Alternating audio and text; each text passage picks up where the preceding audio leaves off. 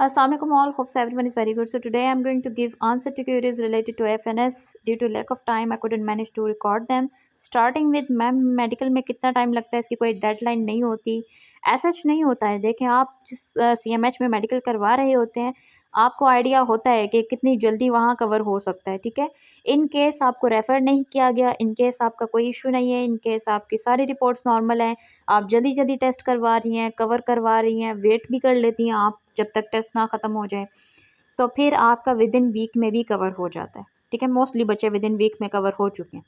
लेकिन अगर आपको फॉर एग्जांपल रिपोर्ट्स आपकी रुकी हुई हैं, ठीक है, आपको उन्होंने कहा है कि आपका HB लेवल थोड़ा कम है, इसको कवर करवा के आएँ, आपको ड्रिप्स भी सजेस्ट कर देते हैं, आपको फूड भी सजेस्ट, आप खुद भी इतने अक्लमंद हैं, गूगल का यूज़ कर सकते हैं, तो आप लोग कवर करके फिर आफ्टर वीक आपका फिर रिपोर्ट्स आती हैं। ठीक है, वो सारा मतलब प्रोसेस है, 2 वीक्स भी लग जाते हैं, 3 वीक्स भी लग जाते हैं।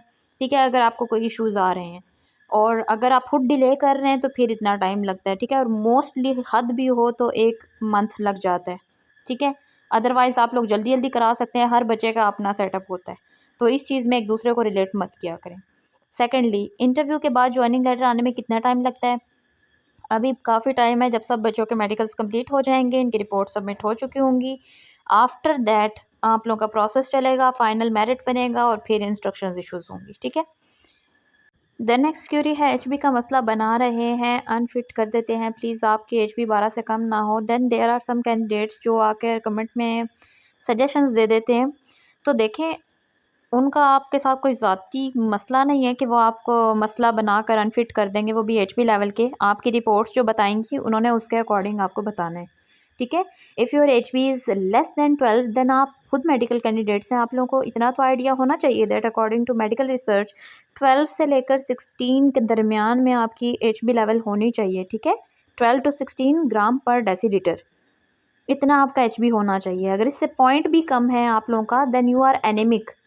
ठीक है, ये एनीमिया है, और आप लोग इस चीज़ को अगर अवॉइड करते हैं, रेजिस्ट करते हैं कि नहीं नहीं हमारा तो पॉइंट कम है, फिर भी ये चीज़ नहीं कवर अप होती। और अनफिट तब किया जाता है जब आपको स्पेसिफिक टाइम दें, उसके बावजूद आपकी इंक्रीज़ ना हो रही हो। ठीक है, दैट्स अ इशू, और इशू अलाउ नहीं होता है। आप लोग अपना HB लेवल कंप्लीट करके रखें, जूसेस वगैरह पिएँ बहुत ज़्यादा। ठीक है, ताकि आप लोगों का मेंटेन रहे, इसके अलावा कोई इशू नहीं होता है अगर आपका लेवल कंप्लीट है।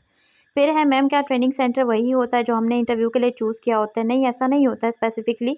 आपको भेजा जाता है अकॉर्डिंग टू जो आपको सेंटर लग रहा हो, ट्रेनिंग सेंटर जो आपको अलॉट करना है। कराची वालों को PNS भेजते हैं, रावलपिंडी वाले रावलपिंडी जाते हैं, लाहौर वालों को लाहौर भी भेजा जाता है, और कुछ लाइक सरगोदा या इस साइड के बच्चे हों तो खारियाँ भी भेज दिया जाता है। ठीक है, तो डिपेंड करता है ये कि आपकी जॉइनिंग इंस्ट्रक्शन पे क्या मेंशन है।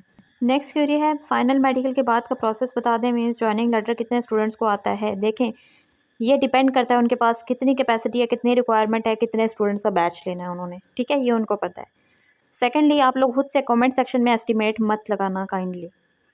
फाइनल मेडिकल का प्रोसेस इसके बाद ये है, जब सबका कंप्लीट हो जाएगा, आप लोगों की रिपोर्ट्स वो ऑलरेडी सेंड कर देते हैं। ठीक है, आप लोगों का जो फिटनेस सर्टिफिकेट होता है आपको जस्ट कॉपी दी जाती है, तो उसके बाद सबका कंबाइंड फाइनल मेरिट बनेगा। ठीक है, फाइनल मेरिट के बाद जो है फिर जॉइनिंग इंस्ट्रक्शंस जितना को इशू होनी है उनको इशू हो जाएंगी। इसके बाद है, अस्सलाम वालेकुम मैम, जॉइनिंग लेटर कब तक आता है? क्या दोबारा मेरिट बनता है और after final medical? Yes exactly, दोबारा बनता है आफ्टर फाइनल मेडिकल। ठीक है, और जॉइनिंग लेटर आने में अभी टाइम है। ठीक है, 1.5 मंथ कह सकते हैं, लेकिन कोई कंफर्मेशन नहीं होती है, जब इशू होने होंगे पता लग जाएगा। ओके, नेक्स्ट है, अस्सलाम वालेकुम मैम जी, मेडिकल का बता दें कितने दिन तक हो जाता है अगर कोई इशू ना हो? अगर कोई इशू ना हो तो देखें विद इन अ वीक भी हो जाता है।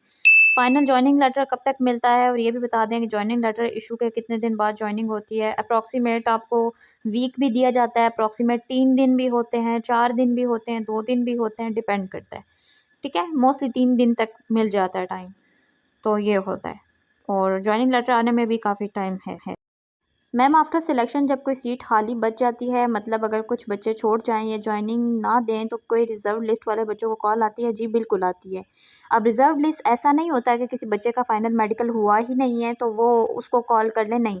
जिनके फाइनल मेडिकल्स हुए होते हैं वो रिज़र्व लिस्ट में भी कुछ बच्चे होते हैं। सो इन केस अगर कोई बच्चा अनविलिंग हो जाए, नहीं आता, या आकर छोड़ देता है फर्स्ट वीक में ही, या कहता है मैंने जाना ही नहीं है, देन उस रिज़र्व लिस्ट वाले बच्चे को जो है वो बुला लिया जाता है।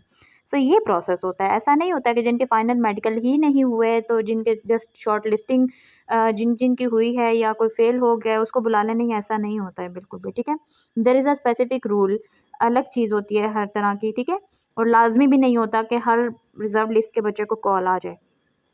तो इसलिए होपिंग फॉर द बेस्ट, और एक दूसरे को कंफ्यूज मत किया करें, इन्फॉर्मेशन मत शेयर किया करें जब आप लोगों को एक चीज़ का पता नहीं होता है। आप लोग जस्ट ब्लेम करते हैं दूसरी चीज़ को कि नहीं हमारे साथ तो ऐसे हो रहा है वैसे हो रहा है।